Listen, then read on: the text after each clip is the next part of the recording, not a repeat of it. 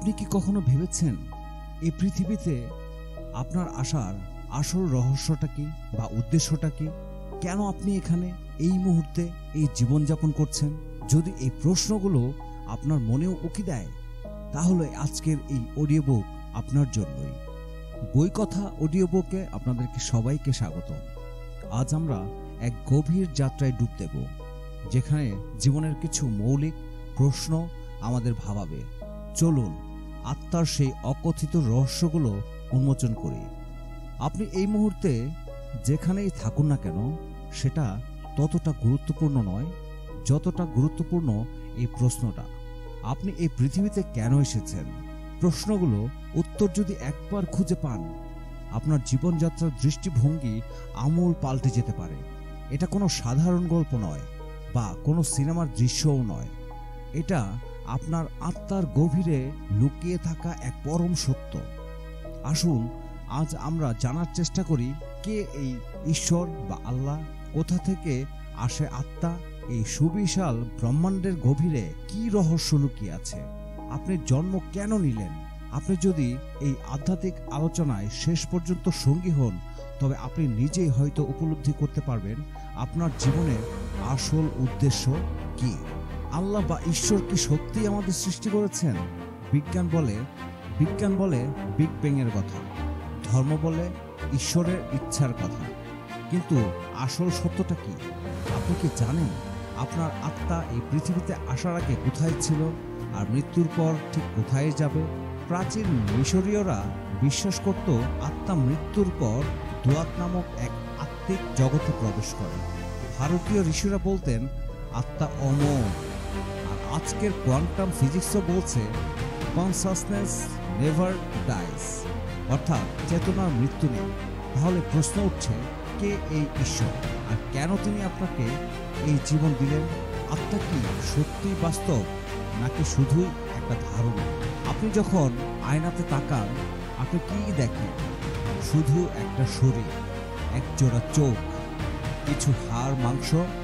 না, আপনি যা দেখছেন তা আপনার আত্মার বাহন, আপনার আসল সত্তা। আত্মা কখনো জন্মায় না, কখনো মরেও না। তাকে ধ্বংস করা যায় না, পুড়িয়ে ফেলা যায় না, জলেও ডোবানো যায় না। আমরা জন্ম নিই, হয়তো ভুলে যাই আমরা কে, আর সারা জীবন ব্যয় করি নিজেকে খুঁজে পেতে। এই আত্মার আসল রূপ বা পরিচয় কি? আপনার ভবিষ্যৎ কিন্তু আগে থেকে লেখা নেই, আপনি নিজেই তার লেখক। আপনি প্রতিদিন প্রতি মুহূর্তে আপনার ভবিষ্যৎ তৈরি করছেন আপনার চিন্তা আর কাজের মাধ্যমে। কর্মফলের বিধান এটাই বলে, যেমন বপন করবেন ঠিক তেমনই ফল পাবেন। আজকের নিউরো সায়েন্সেও বলেছেন আপনার চিন্তাই আপনার বাস্তবতাকে তৈরি করে। তাহলে প্রশ্ন হলো, আপনি কি ভাবছেন? আপনি প্রতিদিন কি বেছে নিচ্ছেন? আপনি নিজেই আপনার ভাগ্য নির্মাতা, আপনি নিজেই আপনার ঈশ্বর। সাধনা হলো আত্মাকে জাগানোর চাবিকাঠি। আজকের দুনিয়ায় আমরা টাকা, নাম, খ্যাতি, ফলোয়ার কত কিছুই না চাই, কিন্তু নিজের আত্মাকে কি সময় দিই? সাধনা মানে ধ্যান, জ্ঞান আর আত্মসচেতনতা, যা আপনাকে নিজের ভেতরের ঈশ্বরের সঙ্গে যোগাযোগ করায়। ত্রাটক, প্রাণায়াম, ক্রিয়াযোগ, নামাজ, এগুলো শুধু যোগব্যায়াম নয়, এগুলো আত্মার সাথে ঈশ্বরের সংযোগের সেতু। পরমহংস যোগানন্দ বলেছেন, যদি তুমি প্রতিদিন 1 ঘন্টা ধ্যান করো, তাহলে তোমার জীবনে অলৌকিক পরিবর্তন আসবে। আর যারা করেন তারা জানেন এটা কতটা সত্যি। জ্ঞানই একমাত্র অস্ত্র যা আপনাকে মুক্তি দিতে পারে। সবচেয়ে ভয়ঙ্কর দাসত্ব হলো অজ্ঞতার দাসত্ব। তাই বলা হয় জ্ঞানেই মুক্তি। জ্ঞান মানে শুধু বই পড়ে পাশ করা নয়, জ্ঞান মানে আপনার ভেতরের গোপন শক্তিকে চিনে নেয়া, আপনার বিশ্বাসকে চ্যালেঞ্জ করা, আপনার আত্মাকে জাগিয়ে তোলা। আপনি যখন বুঝবেন আপনি কে, তখন আপনি ভয় পাবেন না, চুপ করে থাকবেন না, আপনি জ্বলে উঠবেন নিজের আলোয়। এই ব্রহ্মাণ্ডে আপনার মতো দ্বিতীয় কেউই নেই। নাসা আজ যতই বলুক মানুষ একা নয়, এই মহাবিশ্বে সত্যি কথাগুলো আপনি নিজেই এক অনন্য মহাজাগতিক সত্তা। আপনার আঙ্গুলের ছাপ যেমন অদ্বিতীয়, আপনার আত্মার কম্পনও তেমনই। আপনি এমন এক অনন্য শক্তি যার পুনরাবৃত্তি এই মহাবিশ্বে আর কখনোই হবে না। তাহলে আপনি কি শুধু খাবার খেয়ে ঘুমিয়ে অফিস করে বেঁচে থাকার জন্যই জন্মেছেন? না, আপনি জন্মেছেন একটা বিশেষ মিশনের জন্য, একটা বিশেষ কাজের জন্য, একটা মহাজাগতিক দায়িত্ব পালনের জন্য। এখন সময় নিজের আত্মাকে জাগিয়ে তোলার। বন্ধুরা, আজ যদি আপনি এখনো দ্বিধায় থাকেন যে আপনি কে, তাহলে চোখ বন্ধ করে শুধু একটা কাজ করুন। নিজেকে জিজ্ঞেস করুন, আমি কে? উত্তরটা কোনো শব্দে আসবে না, আসবে একটা গভীর অনুভূতিতে। আপনার আত্মা আপনার সাথে কথা বলে, শুধু আপনি হয়তো বাস্তবতার কারণে শুনতে পান না। আজ থেকে শুরু করুন নিজের জানার সেই যাত্রা। এটাই আপনার আসল জীবন, বাকি সব মায়া। এই পৃথিবীতে আপনার জন্ম কোনো দুর্ঘটনা নয়, আপনি এক দিব্য মিশনের অংশ। আপনার আত্মা এই পৃথিবীতে এসেছে আলো ছড়াতে, নিজেকে চিনতে আর পৃথিবীকে আরো সুন্দর করতে। আপনার আত্মার ভেতরে এমন এক ঘুমন্ত শক্তি আছে যা জেগে উঠলে আপনি ভবিষ্যৎ অনুভব করতে পারবেন, মানুষের চিন্তা বুঝতে পারবেন, এমনকি সময়কেও যেন নিজের নিয়ন্ত্রণে আনতে পারবেন। হ্যাঁ, শুনতে সিনেমার মতো লাগলেও এই ক্ষমতা প্রাচীন ভারতীয় ঋষিদের ছিল। তারা জল দিয়ে আগুন তৈরি করতে পারতেন, চোখ বন্ধ করে মহাকাশ দেখতেন, কোনো যন্ত্র ছাড়াই অন্যের মনের কথা জানতেন। এই সবই সম্ভব হতো আত্মার শক্তিতে। আপনি ভাবছেন আপনি সাধারণ? না, আপনার মধ্যেও এই জাদুকরী ক্ষমতা আছে, কিন্তু আপনি ভুলে গেছেন এই দুনিয়ার সবচেয়ে বড় ফাঁদ হলো মায়া। আপনি প্রতিদিন যা কাজ করছেন, ফোনে স্ক্রল করছেন, টিভি দেখছেন, এই সব কিছুই এক মায়াজাল দিয়ে তৈরি করেছে, যেখানে আপনি ভুলে যাচ্ছেন আপনি কে। আপনি নিজেকে ভাবতে শুরু করছেন, আমি চাকরিজীবী, আমি ব্যবসায়ী, আমি গরিব, আমি ধনী, আমি স্বার্থ, আমি ব্যর্থ। কিন্তু আপনি এর কোনোটাই নন। আপনি এক অমর আত্মা, যার পেছনে স্বয়ং ঈশ্বর দাঁড়িয়ে আছেন আপনাকে জাগানোর জন্য। এই মায়ার জাল ছিঁড়ে ফেলার জন্য দরকার সচেতনতা, ধ্যান, মেডিটেশন, আত্মবিশ্বাস এবং সাহস। ঈশ্বরকে খোঁজার দরজা আপনার বাইরে নয়, আপনার ভেতরেই। আপনি কি জানেন, যত মন্দির, গির্জা, মসজিদ বা গ্রন্থে ঈশ্বরকে খুঁজেছেন, তার থেকেও তিনি আপনার অনেক বেশি কাছাকাছি, আপনারই অন্তরে। ঈশ্বর আপনাকে সৃষ্টি করেছেন আর আপনি তাকে বাইরে খুঁজছেন। হে যেন কেউ নিজের ছায়ার কাছে আলো খুঁজছে। ঈশ্বরকে অনুভব করা যায় কেবল চুপ থেকে, নিজেকে জেনে। তাই বলা হয় চুপ থাকার ক্ষমতা মানেই ঈশ্বরের কণ্ঠ শুনতে পাওয়া। তাই বাইরে নয়, এখন থেকে তাকান নিজের ভেতরের দিকে। আত্মজ্ঞানী এই দুনিয়ার সবচেয়ে বড় শক্তি। রকেট, পারমাণবিক বোমা, এসব কিছুকে একপাশে রেখে বলছি, সবচেয়ে শক্তিশালী জিনিস হলো আত্মজ্ঞান। আপনি যখন জানবেন আপনি কে, তখন আপনি আর কারো দাস থাকবেন না, সমাজের ভয়ে ভীত হবেন না, এমনকি মৃত্যুকেও ভয় করবেন না। কারণ আপনি জানবেন মৃত্যু মানে এক নতুন যাত্রার শুরু, ব্যর্থতা মানে নতুন সম্ভাবনার আহ্বান, আর আপনি অনন্ত। আপনি এই পৃথিবীতে এসেছেন একটা বিশেষ উদ্দেশ্য নিয়ে। আপনি শুধু স্কুলে পড়তে, চাকরি করতে, বিয়ে করতে আর মারা যেতে জন্ম নেননি। আপনি এসেছেন এক মিশন নিয়ে, এক দায়িত্ব নিয়ে, এক আলো নিয়ে। এই আলো কার? এটা ঈশ্বরের এই আলো, যা আপনার আত্মার মধ্যে লুকিয়ে আছে। আপনার কাজ হলো তাকে জাগানো, তাকে ছড়িয়ে দেয়া, এই দুনিয়াকে আরো সুন্দর করে তোলা। এই পথের দিশারি হলো সাধনা। জীবন মানে শুধু রুটিন নয়, জীবন মানে একটাই লক্ষ্য, নিজেকে খুঁজে পাওয়া। আর সেই খোঁজের পথের নামই সাধনা। সাধনা মানে রোজ সকালে 10 মিনিট নিজের সাথে কথা বলা। সাধনা মানে নিজের ইচ্ছাকে নিয়ন্ত্রণ করা। সাধনা মানে নিজের চেতনায় পৌঁছানো।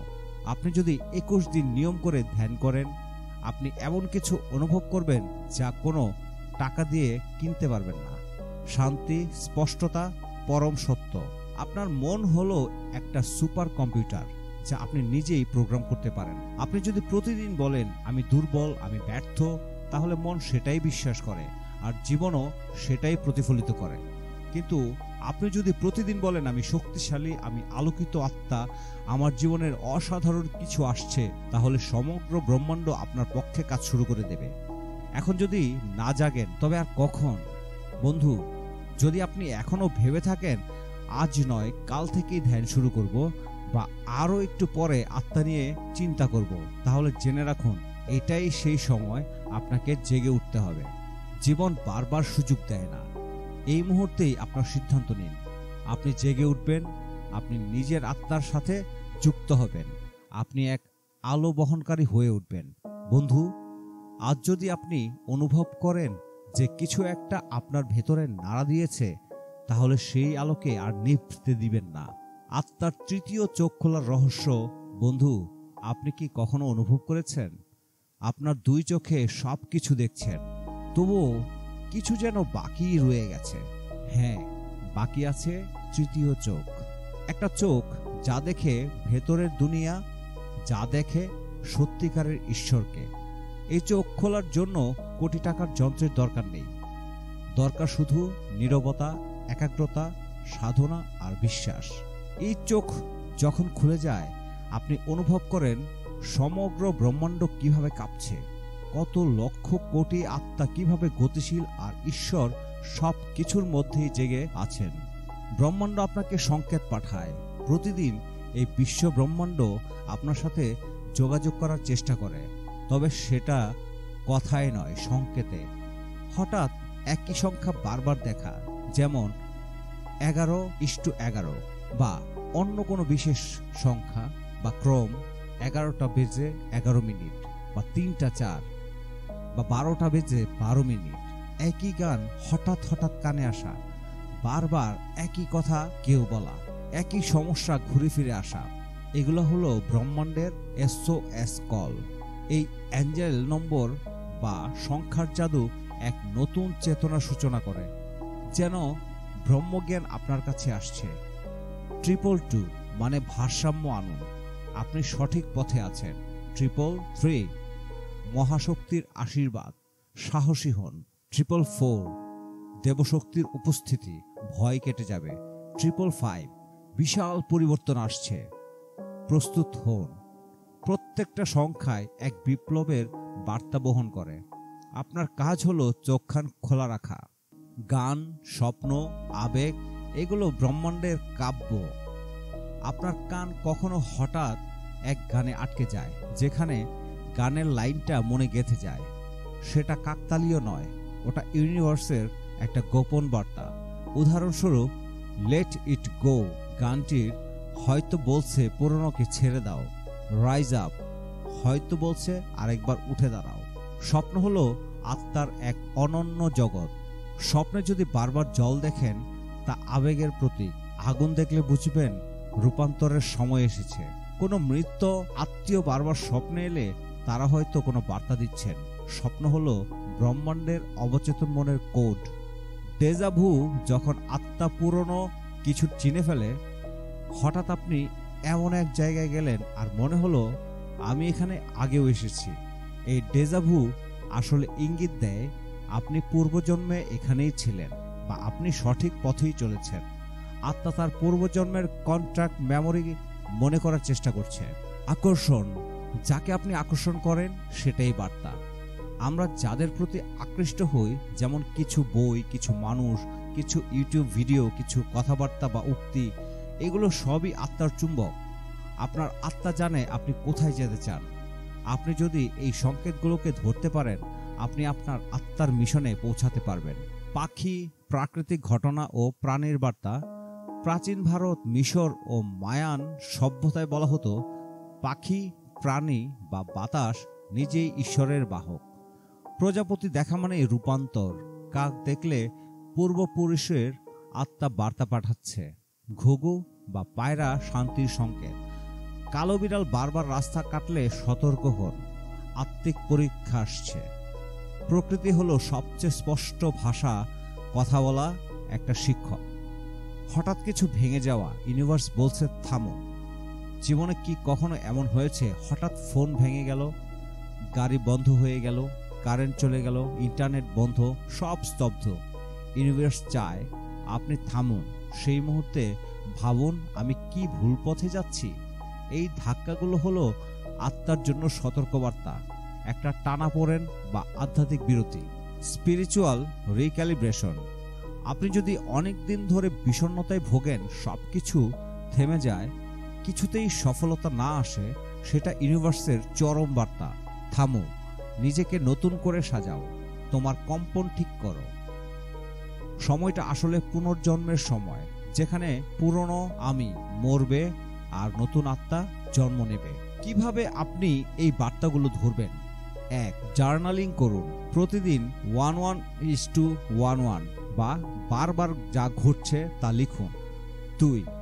মন খোলা রাখুন, সবকিছুতে বার্তা আছে, এটা ধরে নিন। 3. ধ্যান করুন, নীরব থাকলেই শব্দ শোনা যায়। 4. নামাজ বা প্রার্থনা করুন, ইউনিভার্সের সাথে সংযোগ তৈরি করুন। 5. আপনার ইনটুইশন বা ষষ্ঠ ইন্দ্রিয় অনুসরণ করুন। প্রথম যা মনে হয় সেটাই আত্মার কণ্ঠ। ইউনিভার্স প্রতিদিন আপনাকে বার্তা পাঠায়, সংখ্যা, গান, মানুষ, প্রাকৃতিক ঘটনা, সবই সংকেত। আপনি যদি তা ধরতে পারেন, জীবন বদলে যাবে। আপনি নিজেই ইউনিভার্সের প্রিয় সন্তান, আর ইউনিভার্স নিজেই আপনাকে রক্ষা করছে।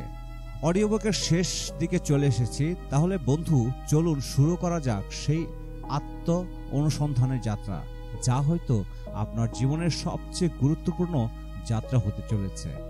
আজকের মতো এখানেই শেষ করছি। আপনার আত্মিক যাত্রা শুভ হোক।